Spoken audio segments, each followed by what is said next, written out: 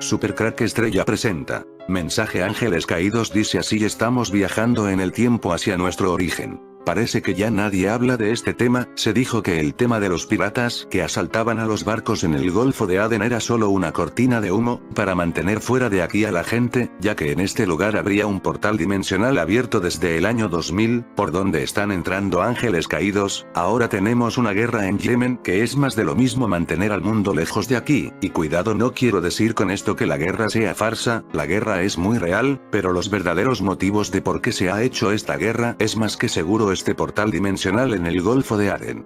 Para muchos en este lugar estuvo el Jardín del Edén, así que tendría mucho sentido que los ángeles caídos abrieran un portal aquí. El Golfo de Adén, obvia derivación del Adán, ha sido asediado permanentemente desde 2008 por todas las superpotencias mundiales, quienes han enviado embarcaciones de guerra con el pretexto de proteger su ubicación estratégica para el libre comercio entre Asia y Europa, y más recientemente, por una supuesta escalada terrorista. Desde el año 2011 se está hablando de este tema del portal dimensional abierto aquí, aunque parece caído en el olvido. Países como Rusia, Estados Unidos, Australia, Francia, Turquía, Suecia, Tailandia, España, Singapur, Arabia Saudí, Alemania, Gran Bretaña, Portugal, Países Bajos, Pakistán, Corea, la Unión Europea, las Naciones Unidas, Malasia, Irán, Grecia, India, China o Japón. Estos dos últimos casos son más extraños que en el resto, ya que se trata de países que no suelen abandonar sus zonas clásicas de operaciones. En el caso de Japón es la primera vez que lo hace en las últimas décadas. Han saturado la zona del Golfo de Adén con cientos de buques militares. Arabia Saudí, que es el país más próximo, inició una guerra con Yemen, sin que nadie aún sepa cuáles son las verdaderas razones de esta guerra. ¿Más petróleo? No lo creo, ya tiene mucho. ¿Puede ser este portal dimensional abierto aquí? Más que seguro. Este intenso movimiento ha creado numerosas sospechas respecto a los verdaderos y ocultos intereses en este enigmático y exótico, como ya hemos visto en este canal de Super Crack Estrella. El hecho de que los barcos en cuestión estén pertrechados con tecnología de punta, militarmente hablando, agrega aún más intriga al enigma, ya que el combate contra el terrorismo a todas luces no requiere ese tipo de armamento, es claramente un combate sucio, de infantería y casa por casa, y la supuesta protección de una zona estratégica tampoco lo justifica, dado que no hay amenazas serias de enemigos humanos poderosos en el área. Nada justifica tantos militares allí. Por esta razón, una guerra como la que tienen ahora podría ser solo una cortina de humo para justificar presencia militar allí. Testigos que prefirieron permanecer en las sombras, estuvieron durante varios años aportando testimonios de anomalías en la zona, como haber visto objetos voladores surgir desde el fondo del mar, o toparse con zonas donde el mar está en un movimiento giratorio perpetuo formando enormes remolinos. Como he explicado muchas veces en mi canal Super Crack Estrella, el agua es un elemento muy importante para poder abrir portales dimensionales. Ahora, han aparecido un video y varias fotografías en las que se aporta una supuesta prueba de la existencia de una puerta dimensional que se habría abierto frente a las costas yemeníes y que sería la verdadera causa de la preocupación de las superpotencias. Hay quienes relacionan esta puerta dimensional con la espiral de luz azul que apareció repentinamente sobre el cielo de Noruega el 9 de diciembre de 2009, como prólogo a la formación de un campo magnético en el Golfo para la creación de un agujero de gusano para ser utilizado como puerta estelar, lo que relaciona todo esto con el Festival de la Bestia del año 2009. Ver mis vídeos sobre este tema. También se ha asociado la supuesta existencia de esta Stargate con la aparición de agrogramas, o crop circles, círculos de las cosechas de gran similitud en tres lugares diferentes: Winton Windmill, Yemen e Inglaterra, que pueden ser colocados perfectamente unos sobre los otros, mostrando un código en ASCII y un mensaje decodificable a 9 dígitos en el sistema binario, y de cuyo estudio científico y superposición, se dedujo, entre otras cosas, el siguiente mensaje: estamos viajando en el tiempo hacia nuestro origen. O sea que se cogió los crop circles muy parecidos de tres lugares distintos, y con un programa de ordenador se puso uno encima del otro y salió este mensaje: estamos viajando en el tiempo hacia nuestro origen. Desde mi punto de vista, este mensaje solo puede tener un origen arconte. Son los únicos interesados en nuestras vidas pasadas, son ellos los que buscan durante nuestros sueños, buscando su linaje de sangre, al igual que los ángeles caídos, buscan volver a la época donde ellos dominaban la tierra, antes de que fueran encerrados en el pozo del abismo donde están ahora y de donde quieren escapar. El vórtice magnético del Golfo de Adén fue detectado hace muchos años por científicos norteamericanos al establecerse una base militar estadounidense en Djibouti, África en el 2000, el mismo se mantuvo relativamente estable, hasta que comenzó a agrandarse en 2008, aparentemente, su fecha de anclaje, convirtiéndose actualmente en la acumulación magnética más grande de la historia. Científicos rusos, chinos y estadounidenses han intentado en vano determinar su origen. El almirante Maxikov de la flota rusa del norte opinó en un informe secreto que elevó al primer ministro Putin, que sospechaba que se trataba de una puerta dimensional abierta por fuerzas de origen desconocido, interdimensionales o de origen extraterrestre. Desde mi punto de vista son demonios ángeles caídos. La anormal ola de terremotos que soportó esa zona, entre 40 y 60, el año 2015 intensificó las sospechas, ya que fue la primera vez en la historia que se registró actividad sísmica en esa zona. Sus intensidades variaron entre 4,5 y 6,3 en la escala de Richter. Un vórtex multidimensional permitiría el acceso de vibraciones e incluso de seres de otras dimensiones a nuestro mundo, y viceversa, si su frecuencia vibratoria se tornara permanente. La zona en cuestión ha sido acordonada con una zona de exclusión militarizada de varios kilómetros a la redonda, muy en el estilo de lo que se hizo con la Antártida. Aaron Koyun, un joven ex militar, miembro del programa utilizado para desarrollar guerreros psíquicos y supersoldados, asegura que efectivamente se ha activado allí un portal dimensional, según él con fecha de anclaje el 5 de enero de 2010, que el mismo es submarino, por eso se lo ha bautizado Seagate, y que no está seguro si los autores han sido humanos, extraterrestres, o una sociedad entre ambos.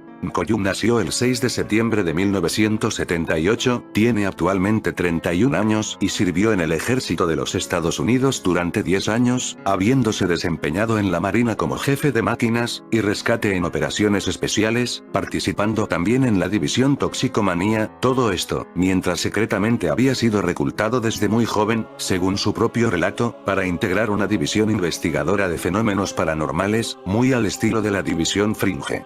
El ex militar, que integra la tercera generación familiar que ha participado en proyectos militares secretos, su abuelo integró la operación Paperclip que se ocupó de la reubicación de los científicos de la Alemania nazi, y su padre y su hermana también formaron parte de divisiones de seguridad secretas del gobierno norteamericano. Asegura que la puerta multidimensional no es ninguna fantasía, y que la inclusión de este tipo de temas en películas y series son un ardid para que la gente los etiquete automáticamente como fantasía y ciencia ficción, y renuncia así a escarbar más profundo. Sostiene no tener constancias aún del origen extraterrestre de la puerta dimensional, ni de las intenciones que tendrían estos supuestos alienígenas, aunque supone que si se han asociado con los militares, seguramente las mismas no serán buenas. Según una ancestral leyenda egipcia, si el hombre amenaza alguna vez con destruir la tierra, la diosa Uadjet, a quien se celebra milenariamente los 25 de diciembre, es decir, en nuestra Navidad, volverá enfurecida a través del vórtice del ojo de Ra para combatir en batalla a aquellos que osaron desafiar a los dioses y sus planes divinos para la humanidad. O sea, cada vez que hay una amenaza de guerra nuclear, este portal dimensional se activa y empiezan a entrar entidades para evitar que destruyamos la tierra, por lo menos eso dice la leyenda, aunque también podría ser todo lo contrario, que aprovechen el caos para entrar en nuestra dimensión y hacerse con el poder de la tierra, y instaurar el nuevo orden mundial. Observar el extraño objeto que he marcado con un círculo y la distancia con la señal crop circles, están marcadas con chinchetas amarillas la distancia, el extraño objeto para estar por encima de la arena de la playa.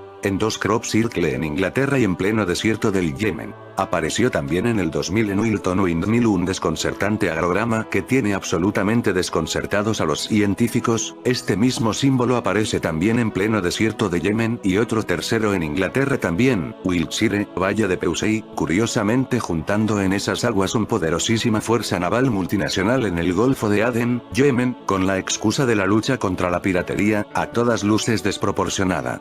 Ahora es la guerra de Yemen. La figura muestra un código en ASCII con un mensaje que puede decodificarse en 9 dígitos de código binario. Varios matemáticos del London University College permanecen atónitos ante lo que consideran increíblemente inteligible a primera vista. La cobertura del crop circle ha trascendido mucho más allá de la prensa británica, en la que académicos, científicos transdisciplinares, biogenetistas y matemáticos convergen en la interpretación del código, demostrando una excelencia y objetividad sin precedentes hasta ahora. Por vez primera en la historia reciente, a nivel académico tras las declaraciones de Stephen Hawking, son ya muchos científicos los que trabajan activamente en la decodificación de los agrogramas. Seguidamente vamos a exponer el marco de referencia de la ecuación de Euler, circunstancia en la que existe consenso general en la comunidad científica. Analizando el mensaje impreso en el disco, y tras analizar todas las interpretaciones y aportaciones, exponemos seguidamente una breve síntesis de las mismas, que se basan en la ecuación de Euler y la anomalía del espacio-tiempo, así como una indudable cuenta atrás.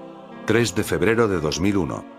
Síntesis y aspectos comunes de la interpretación. Existe consenso de la comunidad científica, en que el código ASCII representa la ecuación de Euler, y adicionalmente, contiene una doble sentencia superpuesta que representa un binomio Euler-Fibonacci, sobre el dilema de la doble interpretación de pi y phi. Euler igual E, y, pi más 1 igual 0 Euler barra Fibonacci E, phi, 1 igual 0. Ambas dos interpretaciones están contenidas en el código ASCII, que adicionalmente contiene otra premisa, una curiosa cuenta atrás. Para todo. 3, 2010, menos 2, 2011, menos 1, 2012, igual 0. Hemos recopilado una síntesis explicativa de todas las aportaciones de cada equipo científico incluido el nuestro. Todos llegamos a conclusiones convergentes. La ecuación envolvente de todas las interpretaciones es la siguiente. En la parte superior, el tiempo lineal, para toda cuenta atrás, 3 de febrero de 2001, hasta el momento del cero, el no tiempo, no se refiere a ninguna catástrofe física, hablamos de la apertura de un portal dimensional que se está generando en la parte inferior del gráfico. La realidad cuántica.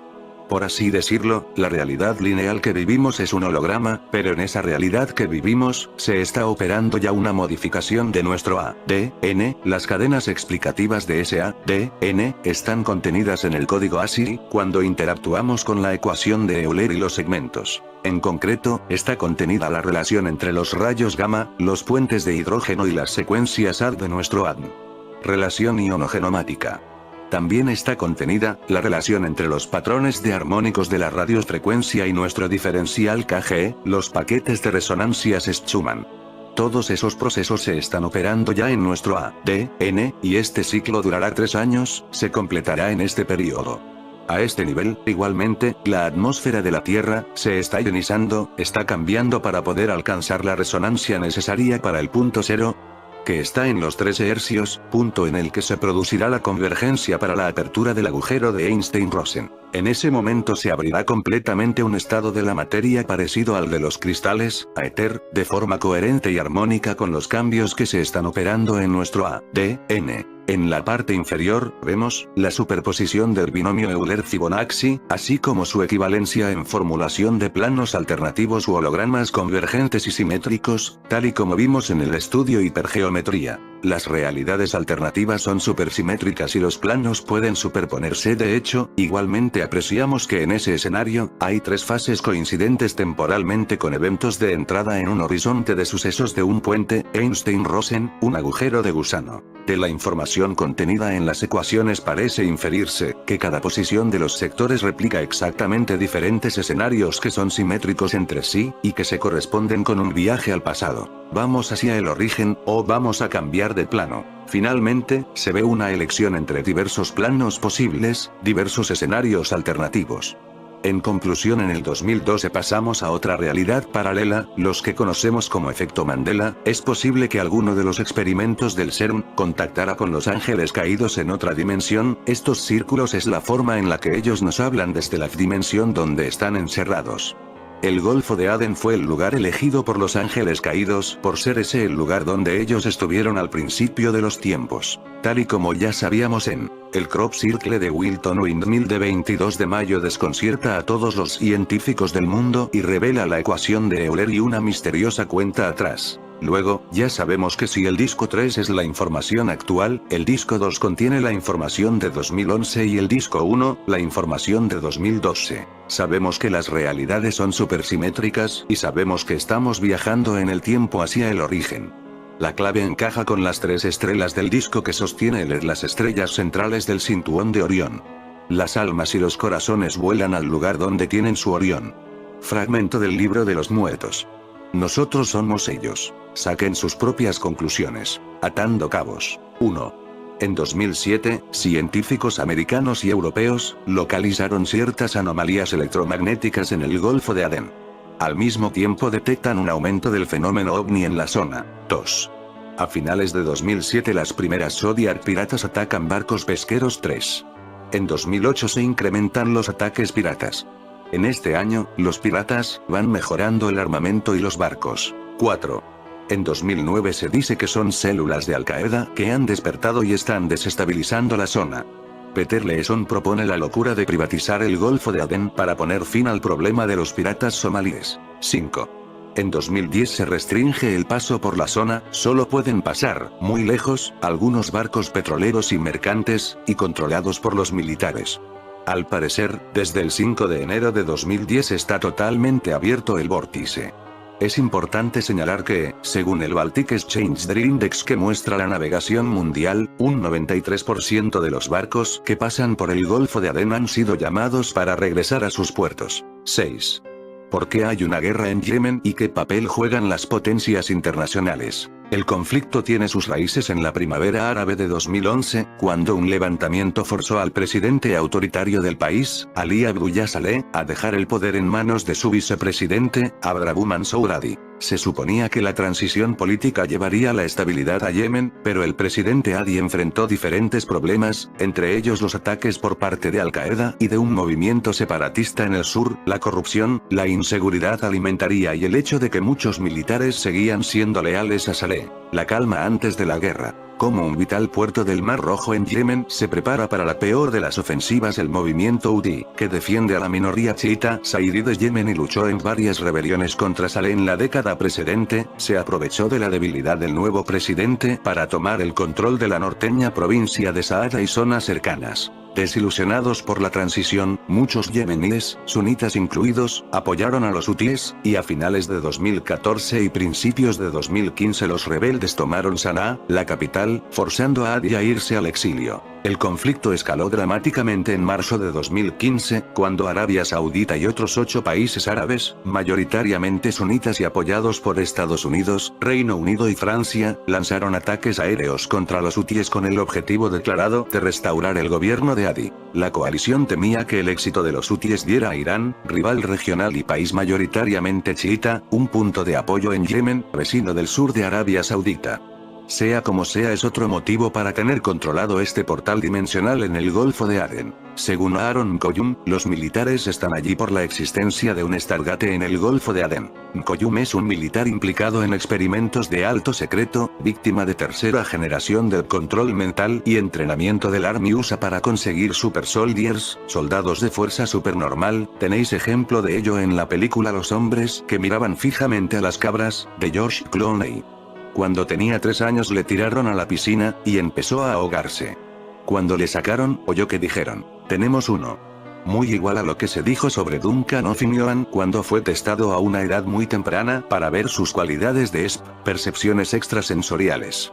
Koyum conoce a O'Finioan y David Corso, de eventos anteriores como víctimas de control mental y educación militar, para llegar a servir como Super Soldiers. Koyum cuenta muchas cosas en la entrevista de hora y media del año 2015, pero solo es una introducción a otra entrevista que tienen planeada con Kerry Cassidy, donde quiere contar todo lo que sabe, con nombres y datos para Koyum. Corre prisa que nos enteremos de todo lo que él pueda divulgar, y porque el tiempo no está de nuestra parte. Él cree que este año nos depara cosas como una operación de falsa bandera en USA y en otros sitios del mundo, más una tercera guerra mundial, que realmente ya está ocurriendo. ¿Qué es una puerta estelar? Es algo así como un vórtice de energía electromagnética que abre puertas dimensionales para viajar a través del espacio. En esta foto podemos apreciar una imagen de la anomalía en el Golfo de Adén. ¿Fantasía? No, no es ciencia ficción. En el siglo pasado se hicieron muchísimos experimentos, basados en la ciencia de Nikola Tesla, que permitía hacer desaparecer barcos completos, para volver a aparecer en otro punto del planeta, a veces con consecuencias desastrosas para los tripulantes. Podéis ver el film El experimento Filadelfia. Hay científicos y militares que, afirman, están utilizando estas técnicas para enviar personas a Marte. ¿Quiénes están abriendo la puerta estelar del Golfo de Adén? Koyuma afirma que naves extraterrestres entran y salen de esta anomalía magnética y que existe una base submarina justo debajo. Las profecías bíblicas ya apuntaban hacia esta zona, concretamente Etiopía, que está justo enfrente cruzando el Golfo, como sede del inicio de los tiempos. Las armadas de nuestro mundo están a punto de desencadenar una guerra defensiva sin precedentes según una fuente Sorchafaal reporta que del Ministerio del Interior ruso y la FSB, Fuerzas Especiales, vienen circulando en el Kremlin rumores que señalan que las armadas de nuestro mundo están a punto de desencadenar una guerra defensiva sin precedentes. ¿Contra quién? Contra los llamados por ellos gigantes fundadores del jardín bíblico del Edén, así evitar que nuestro planeta vuelva a ser colonizado por una antigua raza alienígena conocida por los antiguos como los Anunnakis, o Nephilims, cuyos antiguos textos babilónicos señalan que son los antiguos vigilantes de la Tierra. Lo más perturbador es que las fuerzas navales del mundo se encuentran asentadas en el área descrita históricamente como el río de agua dulce que sale del Edén, que es la ubicación exacta dada por los antiguos textos babilónicos para el asiento de la principal base submarina de los vigilantes. Este tipo de noticias, por más absurdas o difíciles que sean de creer para una persona común e incluso las informadas del tema, son tema conocido por todas las potencias mundiales desde hace muchos años. La corta vida de Alejandro el Macedonio, más conocido como Alejandro Magno, estuvo llena de conquistas, aventuras y exploraciones. El ardiente deseo de alcanzar los confines de la tierra, y de desvelar los misterios divinos. Al ser un híbrido Anunnaki, la sed de conquista, sangre y control, lo llevaba incorporado en el ADN, además estaba conectado mentalmente con su padre Marduk, quien le daba las instrucciones necesarias para dirigir el futuro de la humanidad, como ocurre con todos los elegidos de los dioses controladores. En Oriente, lo llamaban Iskander el asesino, el aniquilador. Un monstruo, conquista el mundo conocido, transgrediendo todos los preceptos morales. Era un genio militar y asesino psicópata. A marchas forzadas guía a su ejército por el desierto, mata a su mejor amigo, crucifica a 2000 personas que le llevan la contraria. E incluso forma parte del asesinato de su padre. Era un general carismático, un vividor, megalómano y asesino sanguinario. Tuvo como tutor al filósofo Aristóteles, que lo instruyó en la sabiduría de la antigüedad. Después, presenció las peleas y el divorcio de sus padres, que llevó a la huida de su madre, junto con el joven Alejandro. Más tarde, vino la reconciliación y el asesinato de Filipo, se le abalanzó un joven noble macedonio y le hirió en un costado con una daga. Murió al instante allí mismo. El asesino se llamaba Pausanias, uno de sus 7 guardaespaldas. Todo fue planeado por Alejandro y su madre, ya que su coronación estaba en peligro. Esto llevó a la coronación de Alejandro en el 336 a.C., cuando este contaba con solo 20 años de edad. Sus primeras expediciones militares le llevaron al oráculo de Delfos, donde oyó la primera de varias profecías que le pronosticaban la fama, pero una vida muy corta. Egipto. A principios del 331 a.C., tras unas exitosas campañas militares contra los persas, Alejandro se encaminó a Egipto, donde esperaba una fuerte resistencia por parte de los virreyes persas que gobernaban el país, pero se sorprendió al ser recibido como un libertador. Sin perder tiempo, Alejandro fue hasta el gran oasis de Siwa, sede del gran templo y oráculo de Amón-Ra, en el noreste de Egipto. Se creía que los primeros faraones egipcios eran hijos de Amón. Alejandro, el nuevo dirigente de Egipto, quería que el dios le reconociera como su hijo. Allí, el mismo dios le confirmó a Alejandro su verdadero parentesco y, así reafirmado, los sacerdotes egipcios lo deificaron como faraón. De ese modo, su deseo de escapar a su destino mortal se convertía no en un privilegio, sino en un derecho. A partir de entonces, se representó a Alejandro en las monedas como a un Zeus Amón con 2 cuernos. Los cuernos significan la conexión con Baal, uno de los jerarcas arconte, es uno de los más poderosos arcontes, al cual le ofrecen rituales de sangre más habitualmente sus colaboradores. Más tarde, Alejandro fue hacia el sur, hacia Karnak, centro del culto de Amón-Ra, y en el viaje hubo algo más de lo que parece. Centro religioso venerado desde hacía 1800 años, Karnak era un conglomerado de templos, santuarios y monumentos a Amón construido por generaciones de faraones. Centros ceremoniales dedicados a Marduk. Una de las construcciones más impresionantes y colosales era el templo que construyera la reina Hatshepsut más de 1000 años antes de la época de Alejandro. Ella también había sido hija del dios Amón, concebida por una reina a la que el dios había visitado disfrazado.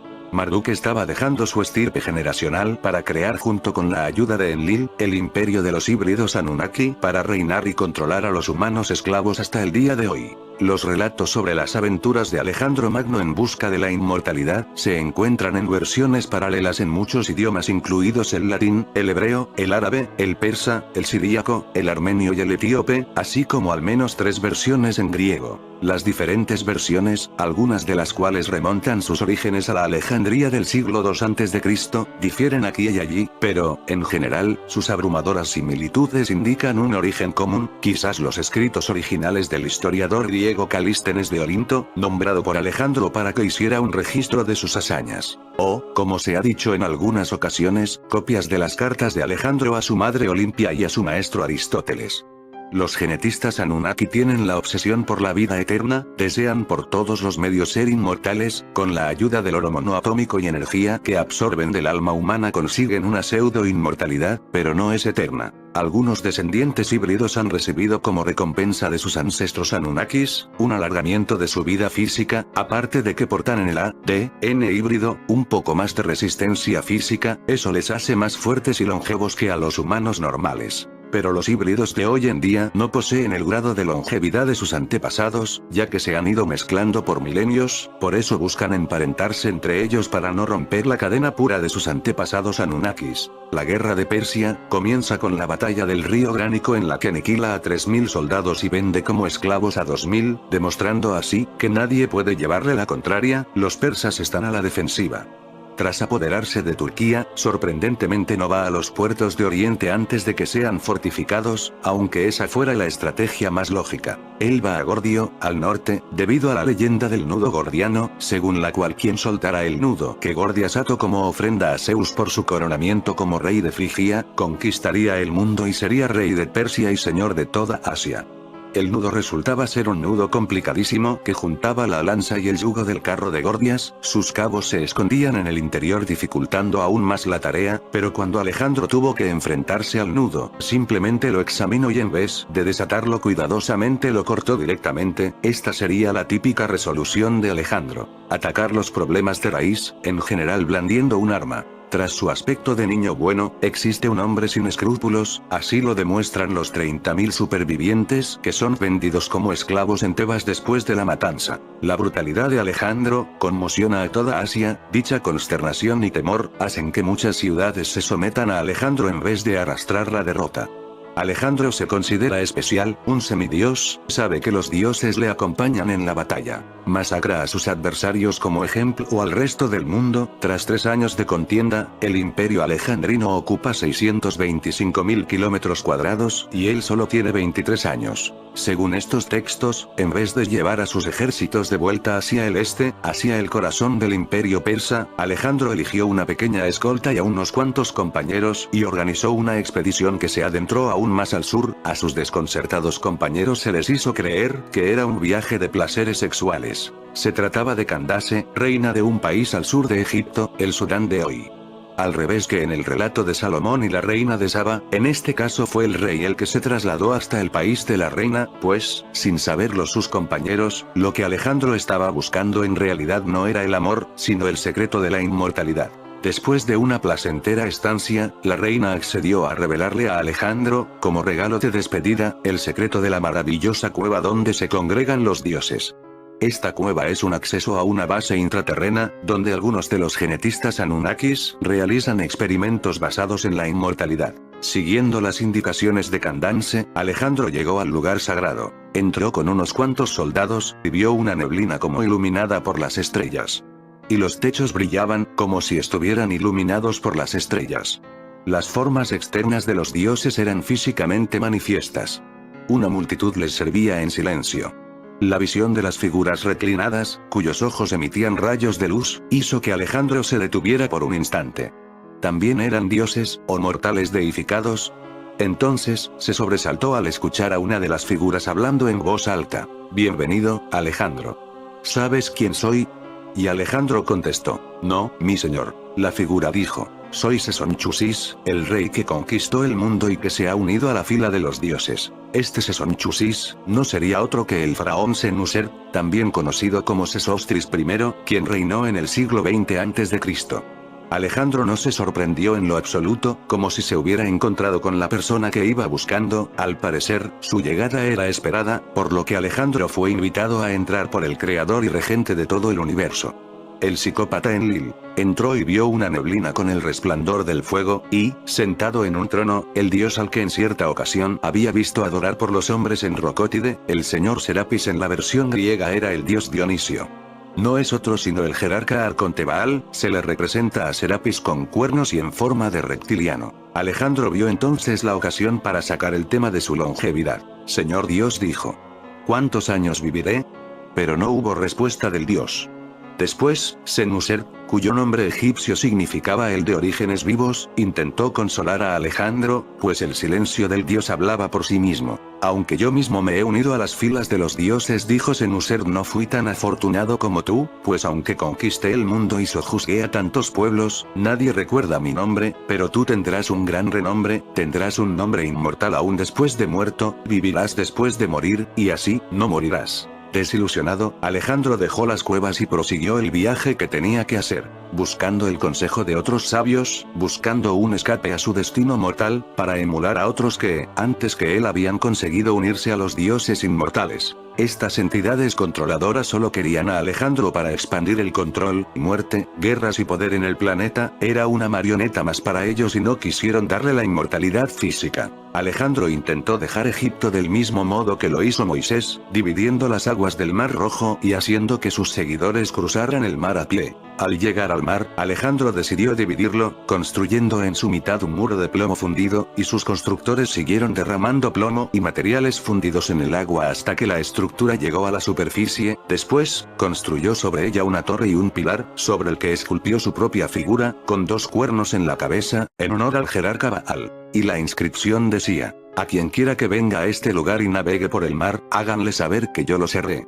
Después de dividir las aguas, Alejandro y sus hombres se pusieron a cruzar el mar. Sin embargo, como precaución, enviaron por delante a algunos prisioneros. Pero cuando llegaron a la torre, en el centro de las aguas, las olas del mar saltaron sobre los prisioneros y el mar se los tragó, pereciendo todos. Cuando el de los 2 cuernos vio esto, tuvo miedo del mar con un temor poderoso, y desistió en su pretensión de emular a Moisés. Vio que no le estaban ofreciendo la ayuda que a Moisés le dieron sus jefes arcontes y defraudado se fue maldiciéndolos. Sin embargo, anhelando descubrir la oscuridad al otro lado del mar, Alejandro dio varios rodeos, durante los cuales se supone que visitó las fuentes del río Éufrates y del río Tigris, estudiando allí los secretos de los cielos, las estrellas y los planetas.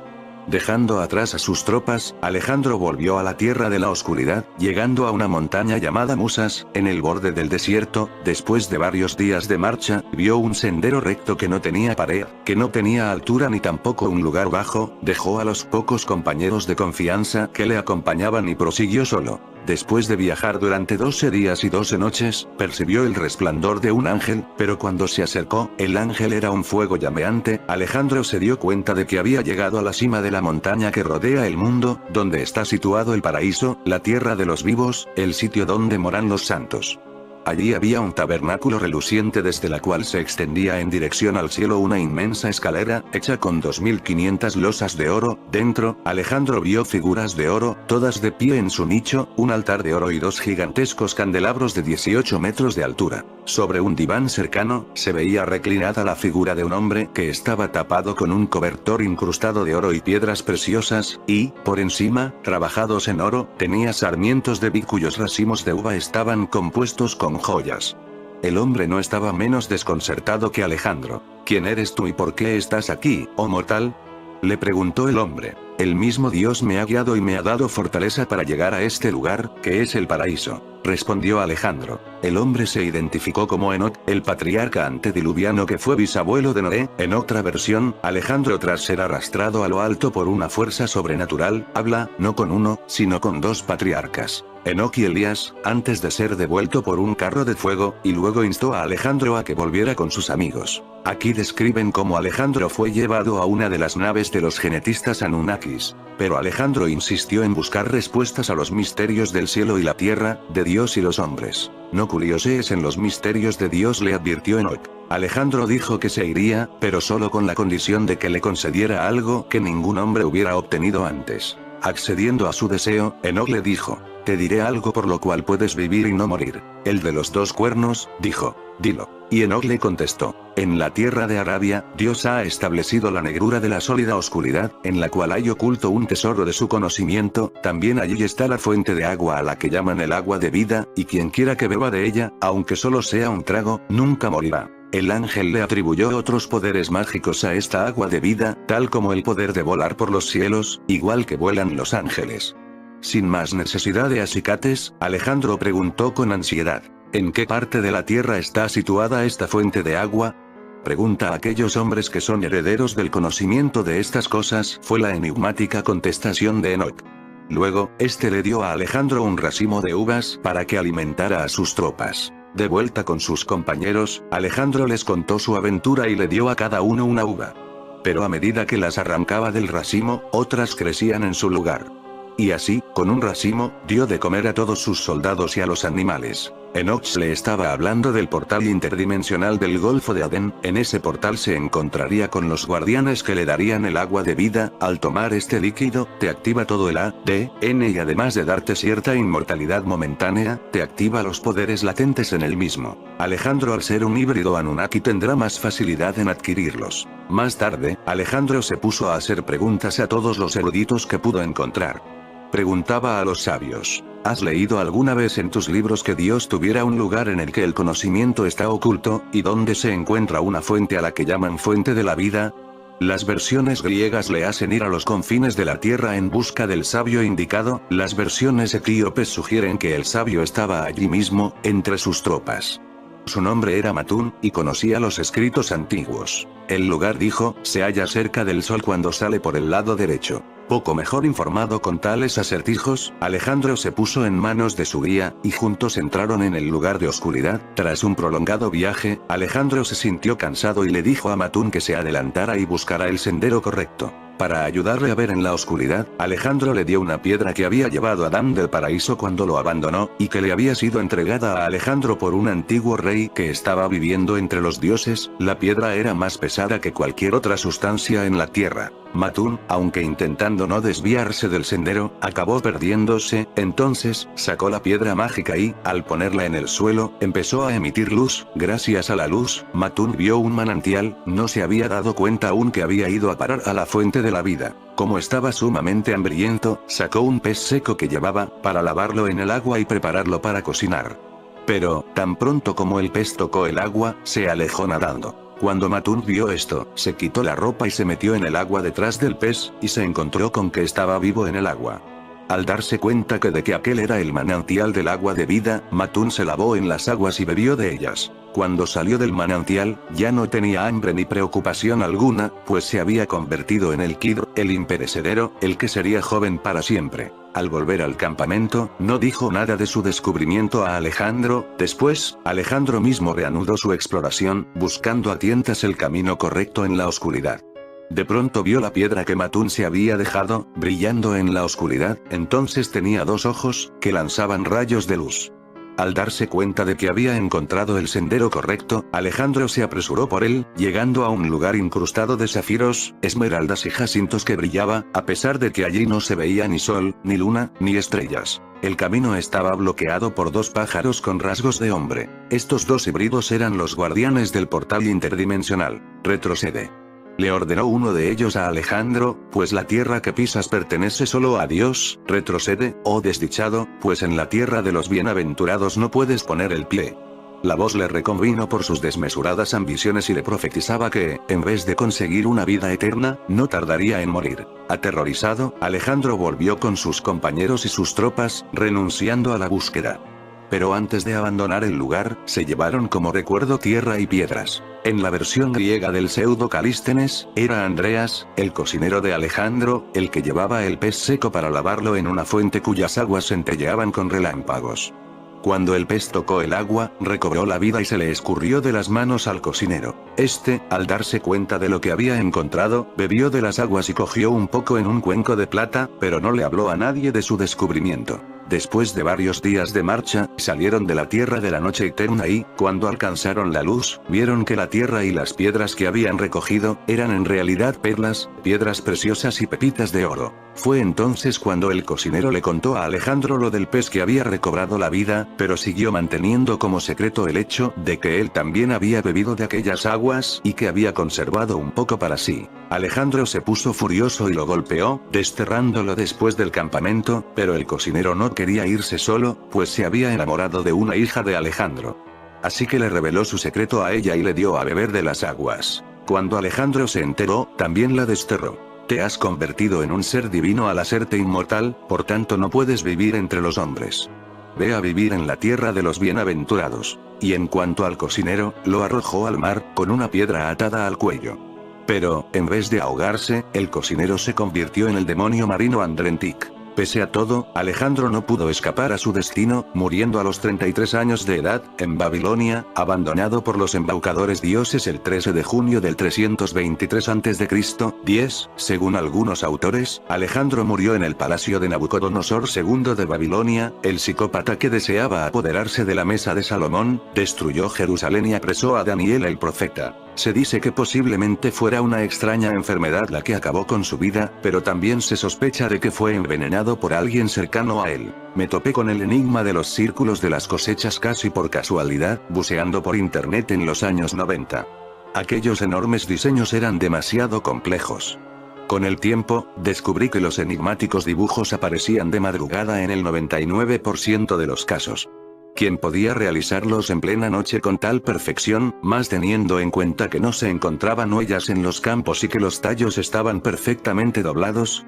Era imposible, cientos de miles de plantas dispuestas en espiral sin romperse, formando inmensos cuadros tridimensionales que solo podían verse desde las alturas, como ocurre con las famosas líneas de Nazca. El círculo surgido en 2000 en Avebury, que representaba un campo electromagnético. El de Woodborough en el mismo año, en el cual se observaban espirales logarítmicas y, sobre todo, el del 27 de agosto de 2002 en Croquet Soleil, confirmaron mis sospechas sobre la naturaleza desconocida de aquellas figuras, las cuales mostraban una serie de cuadrículas derivadas de circunferencias que se cruzaban y partían de un punto central que, increíblemente, se hallaba impoluto. Esferas de luz crean los crop circles. En el 2002 también apareció la maravilla de Windmill Hill, el diseño más complejo de todos, cuyos símbolos nos acercan a los últimos postulados de la física hiperdimensional.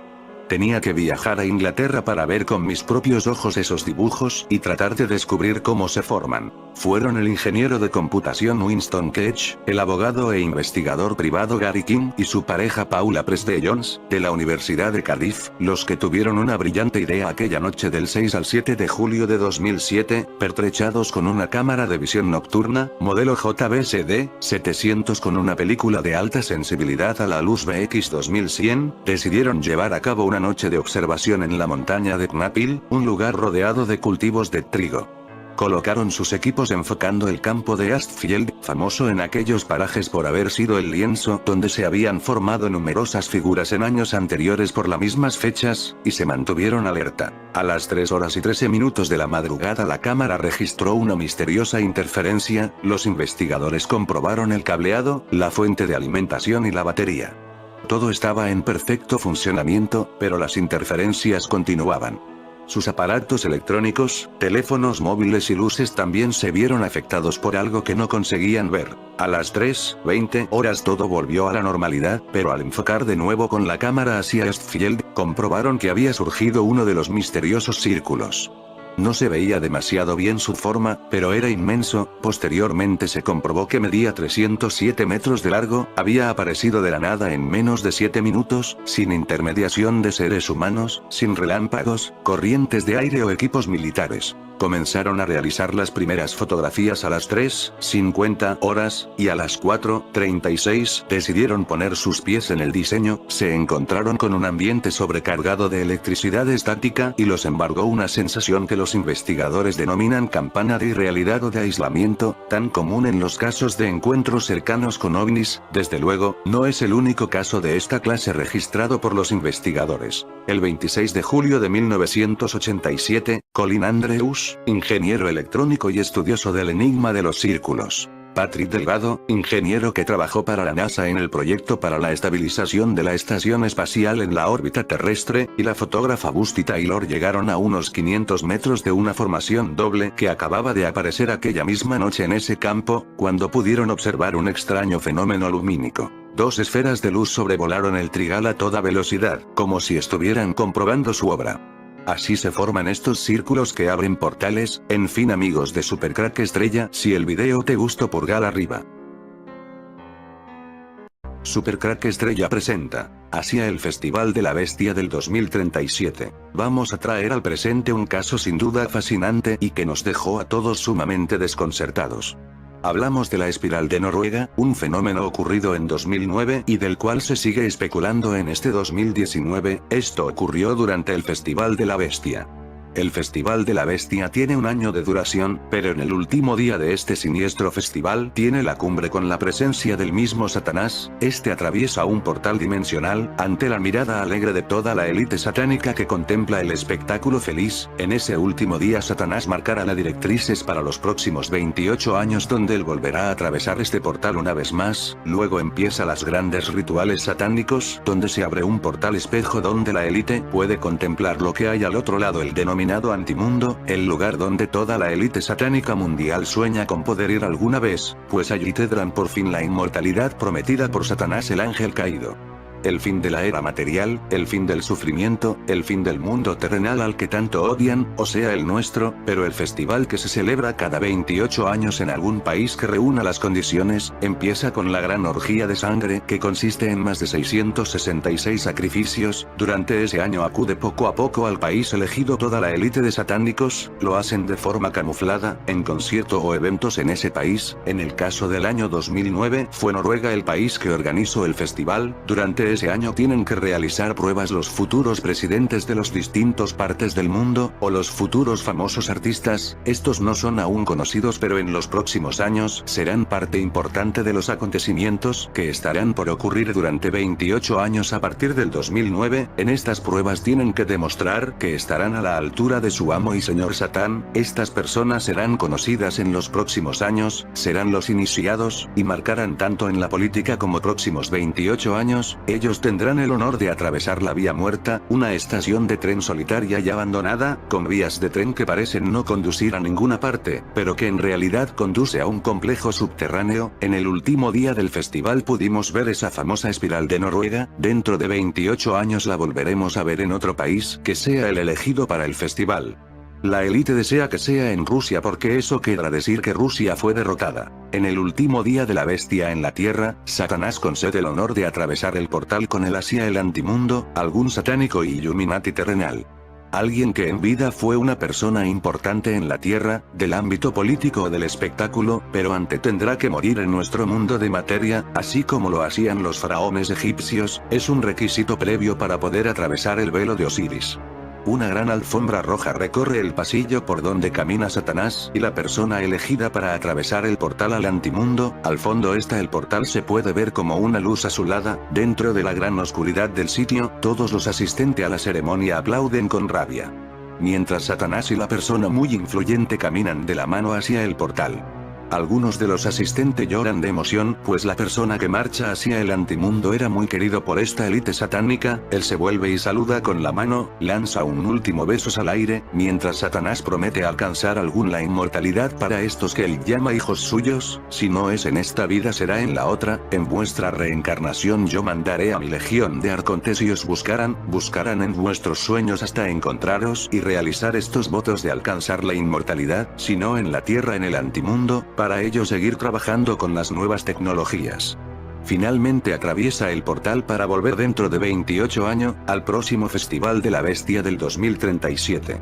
28 años después los muertos se levantarán otra vez. El 9 de diciembre del año 2009, en el cielo nocturno de Noruega, apareció una extraña forma de espiral que pudo ser fotografiada por miles de personas desde el norte de Noruega y Suecia. El fenómeno, que como decimos había sido constatado por miles de personas, era un haz de luz azul con una espiral de color grisáceo. Tuvo una duración de entre 2 y 3 minutos y algunas de las personas que lo vieron declararon que un mes atrás había sucedido algo similar, aunque menos espectacular. El Instituto Meteorológico de Noruega se inundó inundó rápidamente de llamadas de teléfono preguntando sobre el fenómeno en cuestión, muchos presa del pánico que suponía ver algo desconocido en el cielo. El reputado astrónomo noruego Knut Jorgen investigó en primera instancia si se trataba de un meteorito, pero rápidamente rechazó esa posibilidad al comprobar que la luz de este fenómeno duró demasiado tiempo. Por su parte, los entusiastas de los ovnis comenzaron a especular que podría tratarse de un signo evidente de vida extraterrestre, incluso que podía ser un agujero de gusano que se estaba abriendo.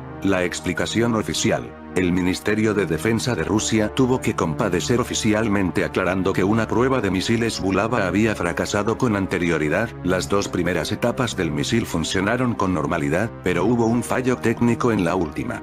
Según informó Pavel Felgenauer, este tipo de luces y nubes aparece de vez en cuando un misil explota en las capas superiores de la atmósfera. El misterio, según parece, por mucho que se analizan varios vídeos de misiles que explotan en circunstancias similares, no se encuentra el parecido con este fenómeno. Una extraña luz azul rotando en forma de espiral fue vista ayer a lo largo de Noruega por miles de personas, generando tanto deleite como terror. El fenómeno aparentemente duró 2 minutos. Testigos reportan: iba llevando a mi hija a la escuela cuando esta luz empezó a girar y explotó en el cielo. Lo vimos desde el muelle en Tromsø, se veía como un cohete que daba vueltas y vueltas y luego se fue diagonalmente a través del cielo, parecía como si la luna estuviera saliendo de la montaña, y luego se convirtió en algo totalmente diferente. Los diarios de Noruega titulan el avistamiento como Mystislis fenómeno luminoso misterioso, pero no han faltado quienes asocian la hasta ahora inexplicable espiral de luz azul, con un ovni o con un ser intergaláctico, e incluso se ha bautizado el caso como Stargate, un portal hacia las estrellas o de las entidades astrales al planeta. El Centro Meteorológico Noruego ha estado inundado por llamadas telefónicas, pero no ha sido capaz de producir una explicación plausible y ha declarado que hasta el momento ignora qué fue lo que causó el fenómeno, pero se descarta que sea una aurora boreal o un meteoro, y tampoco es Photoshop. El blog Bad Astronomy postula la hipótesis de que se trata de un cohete con algún tipo de avería, escupiendo partículas fotografiadas al eje de la cámara. Pese a que los rusos habían negado en un principio ser responsables del fenómeno, se ha dado a conocer que la misteriosa espiral luminosa se trata de un fallido misil ruso Bulava. Al parecer los rusos se mantuvieron en silencio debido a su resquemor de aceptar su fracaso. En experto en defensa militar Pavel Felgenauer comentó: tan siquiera este misil fallido ha causado bastante conmoción entre los noruegos. El sitio sueco Redise Creations trae a colación que posiblemente los rusos salieron al quite para encubrir el fenómeno adjudicándose la autoría y el falso ridículo, pero que lo más probable es que se trate de alguna proyección de algún tipo, quizá generada por AARP o el proyecto Blue Beam, que supuestamente busca implementar un nuevo mesías holográfico. Tal vez esto esté relacionada con un heraldo al recibimiento del Nobel de la Paz de Obama en Noruega. Para muchos Obama es clon del faraón Akenatón. Y es que en esta siniestra historia toda cuadra. El festival Obama, élite reunida en el premio Nobel. Al parecer, los investigadores de la conspiración como los reconocidos Freeman Flee, Michael Sharion y otros afirman haber descubierto que el linaje real de élite Illuminati viene de los faraones egipcios. Esto explica por qué las capitales occidentales del mundo, como Washington DC y Londres y el Vaticano, tienen símbolos egipcios y la arquitectura de todo. ¿Y por qué las sociedades secretas y religiones utilizan el simbolismo egipcio? Supongo que puede tener sentido ya que la conexión es claramente visible. Incluso la familia real británica tiene símbolos egipcios y emblemas en su palacio y vestimenta. Akenatón era conocido como el faraón que introdujo las ideas de adorar a un solo dios, el sol, Atón, en tanto que los egipcios anteriores fueron politeístas, es decir, adoraban a múltiples dioses. Es una coincidencia que veamos un sol en el logotipo de la campaña de Barack Obama. Año 2012. Fotógrafo de Ad capta una simbólica imagen de Obama haciendo el disco solar. Esta imagen de Barack Obama con el orbe solar en las manos, cocinando u observando el futuro, se ha viralizado, dando lugar a bromas y comparaciones de Obama con Harry Potter o un maligno hechicero. También, la imagen, tomada por la agencia AP de Barack Obama en un evento de campaña, no ha sido alterada de ninguna manera. Esta imagen no solo por lo curioso de la alineación, también porque recordamos cómo durante su campaña presidencial pasada Obama fue ligado con el símbolo del sol, e incluso, según algunos conspiracionistas temas un tanto estrambóticos, con Akenatón, el faraón que instauró un culto monoteísta en el que se adoraba al sol. Atón puede sonar increíble, pero algunas personas consideraron en su momento, debido al parecido físico y a una abigarrada interpretación esotérica, que Obama era el clon o la reencarnación de este faraón egipcio. Analistas de la teoría de la conspiración, como Jordan Maxwell, interpretaron la iconografía de campaña de Obama, con un sol saliendo de entre las montañas símbolo del amanecer como un mensaje de que Obama sería el encargado de llevar a la civilización a una nueva era, o nuevo orden mundial, la era del control total de una élite ligada a las religiones mistéricas y de estirpe masónica. El estudioso del sincromisticismo seguramente se divertirá ahora con esta imagen de Obama, el hechicero que magnetiza las teorías de conspiración. ¿Pero tendrá Noruega alguna relación con el sol? ¿Fue esta la razón del que año 2009 se celebrara allí el Festival de la Bestia? Un cable revelado por Wikileaks confirma que la espiral noruega fue provocada por AARP y menciona la existencia de un proyecto de búnker secretos. Justo un año después del incidente sale a la luz un cable que confirma que la espiral noruega que apareció el 9 de diciembre de 2009 fue un evento provocado por el proyecto AARP. Recordemos la polémica suscitada respecto a la espiral noruega en hipocampos de frecuencias escalares de AARP, el incidente noruego.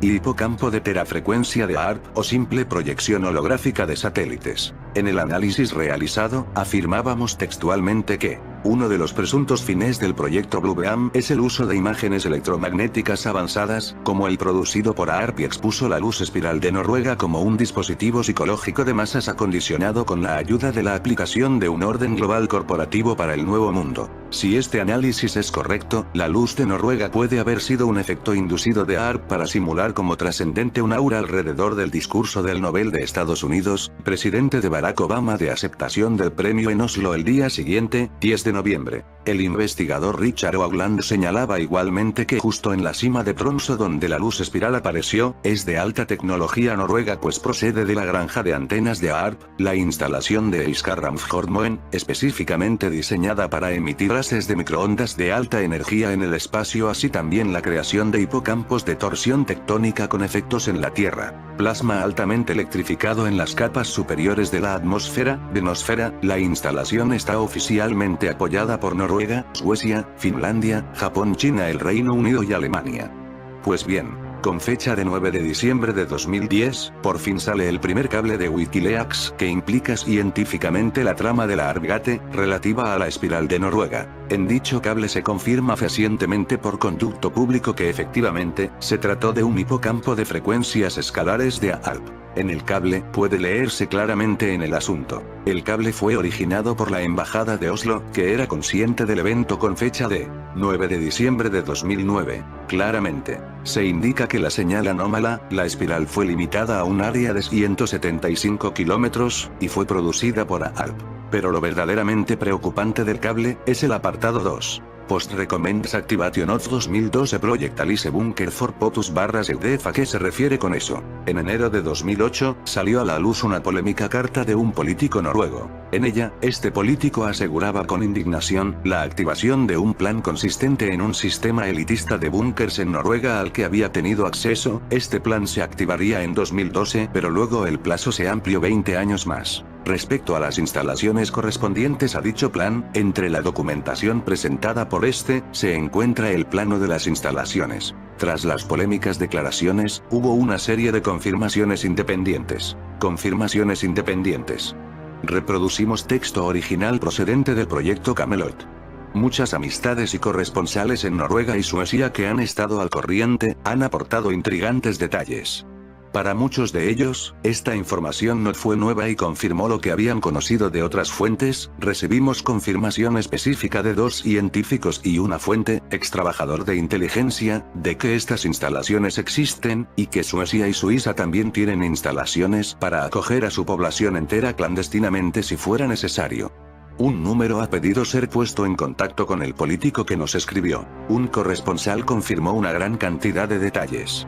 Su mensaje es tan importante que lo hemos publicado aquí en su totalidad, habiendo dejado fuera la información personal, que le podría haber identificado a las autoridades. Su familia tiene experiencia de primera mano sobre las instalaciones de las que nuestra fuente dio cuenta. Pues bien, el cable revelado por Wikileaks con fecha de 9 de diciembre de 2010, justo un año después del incidente de Noruega, concuerda exactamente con: primero, la información relativa al proyecto ARP, codificación e incidente. Segundo, con la información relativa a un plan de gestión de búnkers secretos, con el código Alice Bunker for POTUS/EUDEF. Tercero, con la carta de un político noruego dirigida al proyecto Camelot en marzo de 2003. En 2010 se inició un esfuerzo de detección de objetos en órbita que pudieran colocar en peligro a la Tierra. Para poder observar objetos en órbitas bajas a tan solo unos pocos cientos de kilómetros de altitud, se utilizarán los radares de investigación operados por la Asociación Científica Europea de Radares de Dispersión Incoherente, EISCAT, en Suecia y Noruega, y por el Observatorio Chilbolton en Hampshire, Reino Unido. En 2008, Doritos se embarcó en una campaña de avisaje extraterrestre, literalmente radiando un anuncio de 30 segundos para los chips de tortilla marca Doritos a un sistema solar a 42 años luz de distancia. Este proyecto se realizó en colaboración con el Centro Espacial EISCAT en Svalbard. El concurso You Make It, Well Play It Tú Lo Haces, Nosotros Lo Transmitimos, eligió el anuncio ganador que se transmitió el 12 de junio de 2008. Dicho anuncio fue transmitido hacia una estrella lejana, en la constelación de la Osa Mayor, que es orbitada por planetas que podrían albergar vida. Este es el verdadero propósito: tener una línea directa de contacto con el antimundo, el lugar donde Satanás y sus ángeles caídos están encerrados. Estos señores es EISCAT, que está en Noruega. Por esta razón se celebró aquí el Festival de la Bestia. Un año antes, en el 2008, ya habían lanzado un mensaje a este antimundo, todo disfrazado en forma de concurso, todo inocente, todo secreto como ese mundo que no podemos ver. EISCAT es el acrónimo en idioma inglés de European Incoherent Scatter Scientific Association, Asociación Científica Europea de Radares de Dispersión Incoherente. Opera 3 sistemas de radar de dispersión incoherente, a 224 MHz, 931 MHz en el norte de Escandinavia y uno a 500 MHz en Svalbard, usados para estudiar la interacción entre el Sol y la Tierra, como ha sido revelado en alteraciones en la ionosfera y magnetosfera, en las instalaciones de Ramsjordmoen, cerca de Tromsø, Noruega. También opera un calentador ionosférico, tiene estaciones receptoras ubicadas en Sodankila, Finlandia, y Kiruna, Suecia. La sede de EISCAT también se encuentra en Kiruna. Aquí ya tenemos de ese vínculo con el Sol, esa adoración de la élite sática por el Sol, camuflada en estudios científicos, pero que en realidad busca fines más perversos desconocidos para nosotros. EISCAT además posee una instalación de calefacción ionosférica que incluye Dynasonde. Esta instalación está situada al lado de los radares de dispersión incoherente UF y VHF. El calentador se utiliza para experimentos de modificación ionosférica, aplicando transmisiones de alta potencia de ondas electromagnéticas de alta frecuencia, para estudiar los parámetros del plasma en la ionosfera. El nombre calefacción deriva del hecho de que estas ondas electromagnéticas de alta potencia, que se transmiten en la ionosfera con antenas de alta ganancia, calientan los electrones y por lo tanto modifican el estado de plasma. Para crear la turbulencia del plasma, las frecuencias de transmisión tienen que estar cerca de las resonancias de plasma, que son de 4 a 8 MHz. Otras explicaciones para esta espiral fue que era un homenaje al primer portal dimensional abierto en la Provenza francesa en 1889. Otras de las teorías que surgen en la red. Es una proyección holográfica reinterpretativa de los girasoles de Van Gogh realizado por una raza de seres de las Pléyades. La luz fue proyectada por agencias gubernamentales con el fin de seguir estimulando el hoax de la existencia de seres extraterrestres, preparando a la humanidad para la manipulación global del primer contacto. Es un tío vivo, Catherine Weil, que se desprendió del centro de la galaxia. Al parecer tienen malos ingenieros fotomecánicos. Es una representación, un microdoble u holograma, de la Vía Láctea que viene a visitar e imantar a la Tierra hacia su vórtice de energía espiritual. Las espirales son los círculos magnéticos de sus emanación. Está conectado con el 2012 y los crop circles, es una paleta de caramelo, lollipopín de esquí, de cualquier forma, sea lo que sea, como siempre sostenemos aquí, el fenómeno nos recuerda la extraña conexión entre formas primordiales del cosmos en su geometría sagrada, y nos reconduce al más grande placer visual al que aspira el hombre. Observar luz en el cielo, en el espejo. No olvidemos que el 2012 posiblemente fuimos llevados con el CERN a otra realidad paralela. Uno de los presuntos fines del proyecto Blue Beam es el uso de imágenes electromagnéticas avanzadas, como el producido por AARP, y expuso la luz espiral de Noruega como un dispositivo psicológico de masas acondicionado con la ayuda de la aplicación de un orden global corporativo para el nuevo mundo. Si este análisis es correcto, la luz de Noruega puede haber sido un efecto inducido de AARP para simular como trascendente un aura alrededor del discurso del Nobel de Estados Unidos, presidente de Barack Obama, de aceptación del premio en Oslo. Según el señor Wilcock, el 9 de diciembre, la luz en espiral de Noruega es similar a las luces espirales en Rusia en 2006, y en China, por primera vez en abril de 2009, que se puede atribuir a la tecnología AARP. El señor Wilcock destaca que los efectos de plasma expuestos por la luz de Noruega eran demasiado densas para haber sido producidas por un misil.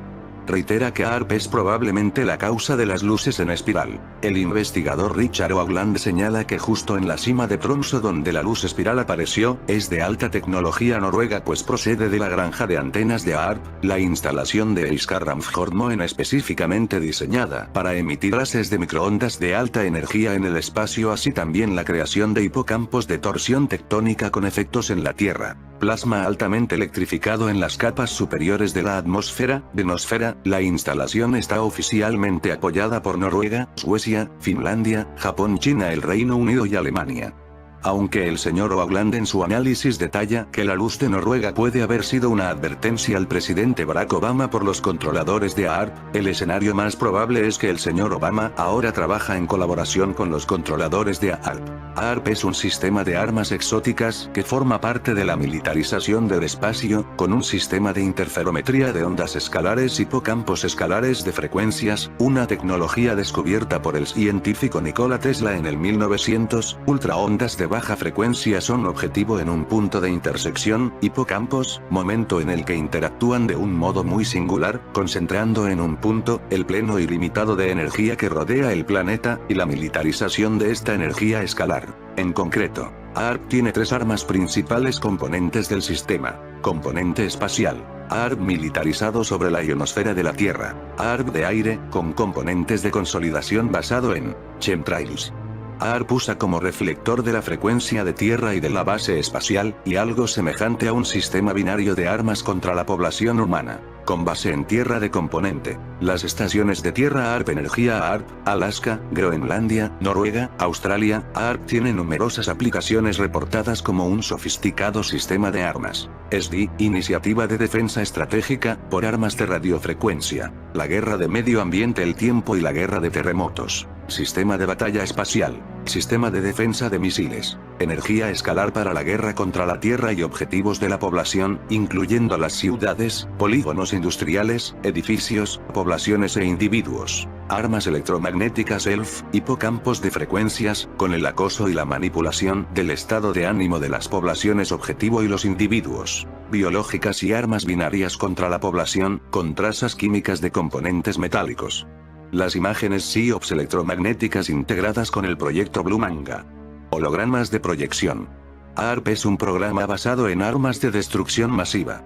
El número de muertos de los dos recientes ataques probable ambiental Warfare de AARP está en la escala de Hiroshima. El número de muertos desde el 3 de mayo 2008 por el ciclón en Myanmar es 78.000 más 56.000 desaparecidos hasta el 29 de mayo de 2008. El número de muertos del 12 de mayo 2008 por la guerra tectónica debido al terremoto en China es 68.000 hasta el 29 de mayo de 2008, y se espera que aumente a 80.000. Las cifras oficiales de Japón en el momento de poner el número de muertos de Hiroshima era de 11, 86, 61 bajas civiles, pero más tarde, las estimaciones sugieren que la cifra final fue de alrededor de 140.000. En lo referente al culto del más allá, en la religión egipcia recaía en el dios Osiris, cuya epopeya de resurrección se convertía en modelo de referencia en el momento del deceso del súbdito egipcio. El culto de la resurrección es una constante en la historia del antiguo Egipto, desde el primitivo período predinástico hasta la época romana.